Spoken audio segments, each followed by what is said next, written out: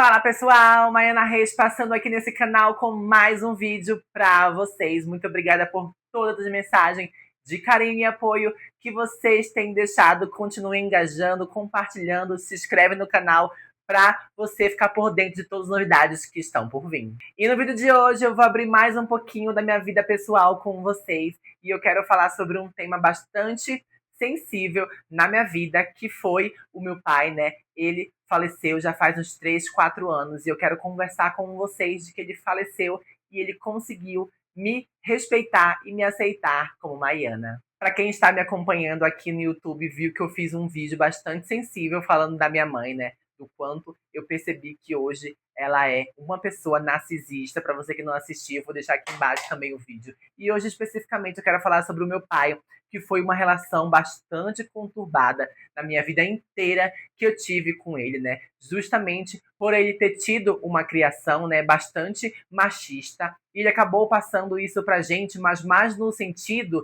de que o homem tem que ser homem. O meu pai nunca foi machista em relação a bater em alguém, bater em mulher, agredir minha mãe, agredir outras mulheres, falar coisas negativas de outras mulheres, não. Ele era mais mesmo o machismo de que o homem tinha que ser homem, de que o homem tinha que andar como homem, de que o homem tinha que falar como homem, ter postura de homem.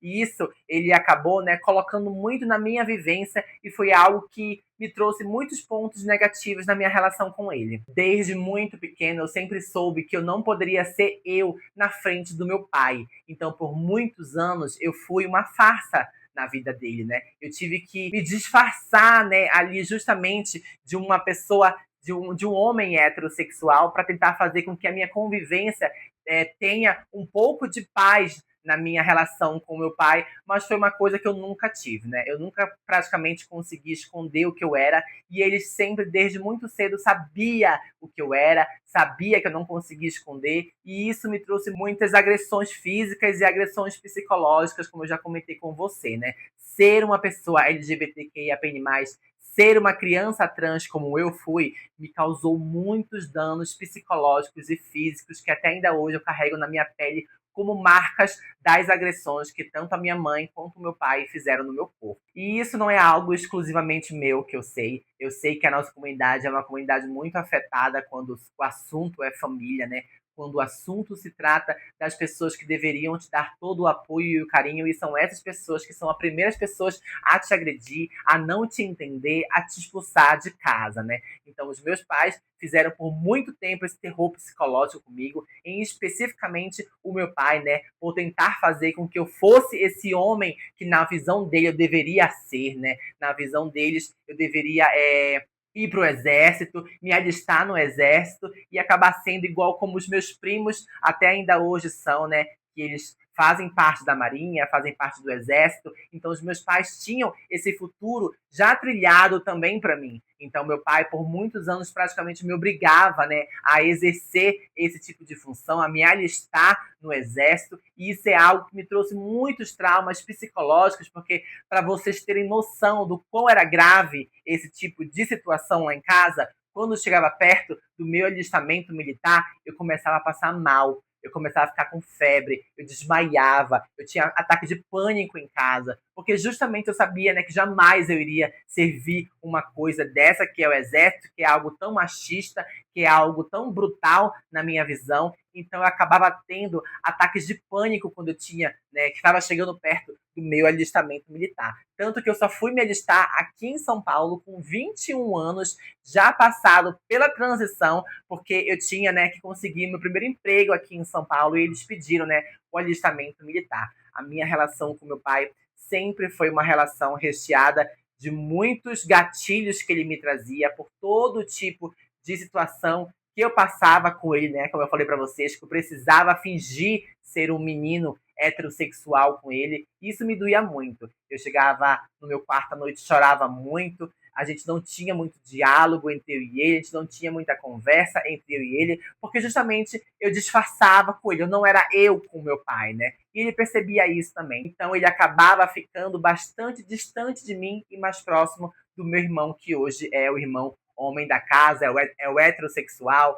é o cara, né, que fez o que fez com a minha família e ainda hoje ele é o mais apoiado. Eu queria sim ter tido uma história muito melhor para contar do meu pai em relação a tudo que eu vivi, né, na minha infância, na minha adolescência. Eu sempre foco num ponto muito importante que eu não posso deixar de falar e agradecer, é que eles nunca deixaram de me faltar nada na minha vida. Alimentação, roupa, estudo, moradia, né? Estar ali com a família em si. Isso eles nunca deixaram me faltar, né? Mas, querendo ou não, é algo que eles deveriam me dar naturalmente na vida por, né, criar um filho ali. Mas, diante de tudo isso, por esse outro lado, que era o meu lado afetivo, que era o meu lado de amor, de pai e mãe, de carinho, isso eles faltaram, né, em me dar. E isso já não teve em relação a eles perceberem que eu não era uma criança que eles queriam que eu fosse, né? A partir do momento que meu pai descobre, né, que eu sou gay, mulher trans, aí a nossa comunicação,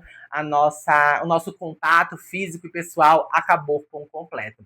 Ele me excluiu praticamente de toda a vida dele em relação ao social, né? Eu lembro muito, eu até comentei com meu marido esses dias, que até os 13, 14 anos, a gente ia no banco onde ele trabalhava, no final do ano, para fazer para rasgar documentos do banco, né? Então, muitos familiares, amigos, crianças, os filhos dos bancários iam.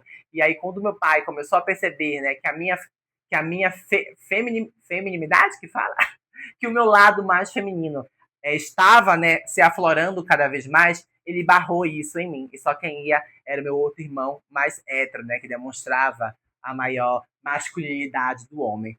Então, foram muitos pontos que hoje em dia, eu refletindo, acabou, né, a gente se distanciando cada vez mais do meu pai. Porém, eu vindo para São Paulo, eu transicionando, né, eu, né, assumindo o que eu sou, eu vivendo a minha realidade que eu vivo hoje, teve um ponto na minha vida em que eu estava muito feliz. Eu tinha trabalho, tinha conseguido uma carreira boa aqui em São Paulo, estava ganhando dinheiro, já tinha conhecido o Lico, e aí eu decidi ligar para eles uma vez para falar, né, que eu sou uma... Eles sempre souberam que eu sou. Eu nunca tinha falado para eles, pai, mãe, sou uma travesti, mas eles já tinham me visto assim e já tinham me lido na sociedade como uma mulher, né? Mas eu nunca tinha dito para eles em alto e bom tom. Sou uma mulher trans, sou uma travesti, eu quero que vocês me aceitem, me respeitem como eu sou, né? E aí teve uma vez, pessoal, que eu decidi ligar para eles para justamente conversar sobre isso, né?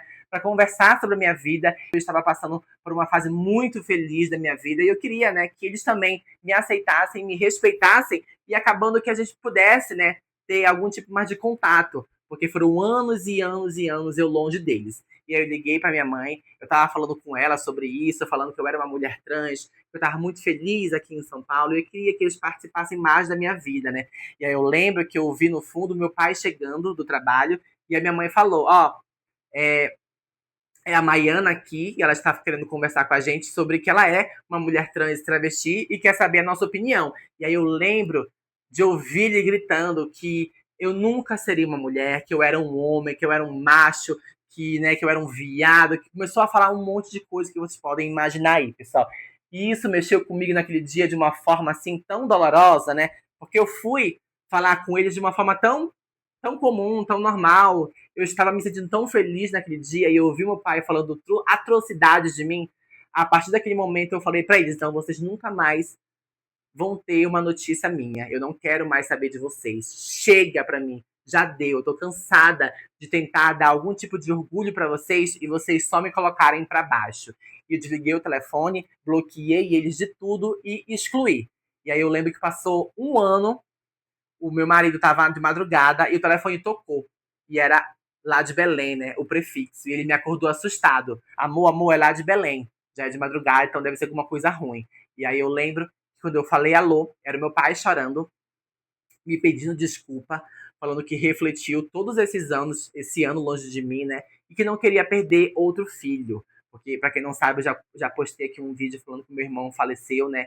Então, eles já tinham perdido um filho, né? Que era gay. Eles não queriam perder uma outra filha que agora era trans.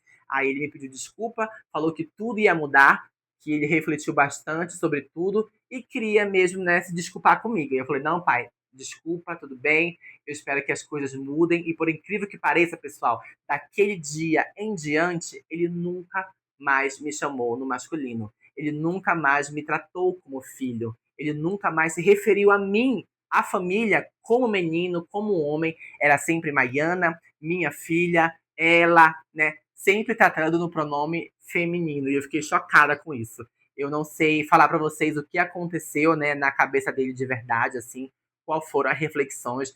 Mas naquele mesmo ano ele pediu para conhecer o Lico, né, que é o meu esposo.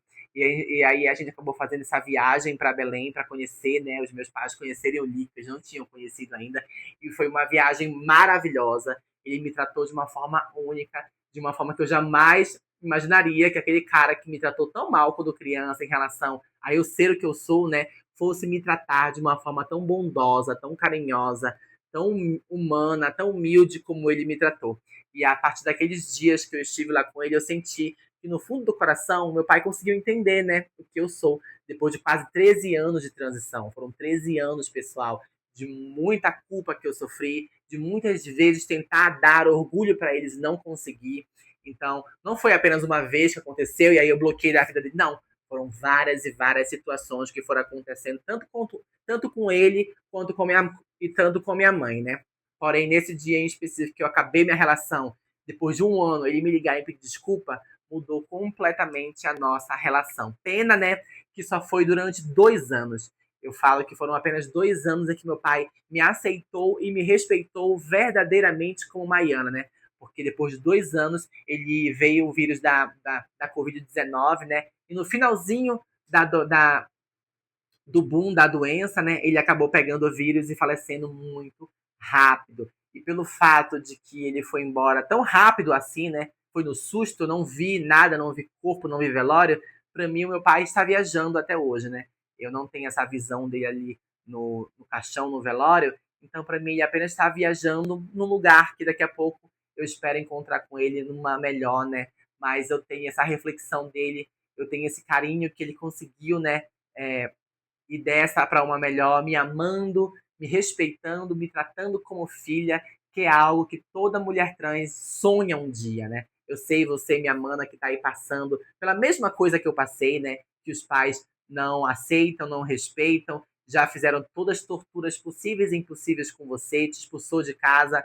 Saiba que pode acontecer ou não, né? A gente não pode ser hipócrita de falar que os pais são deuses, né? Que pai e mãe é algo que não pode se tocar. Não, existem pai e mães que vão te colocar para baixo a vida inteira.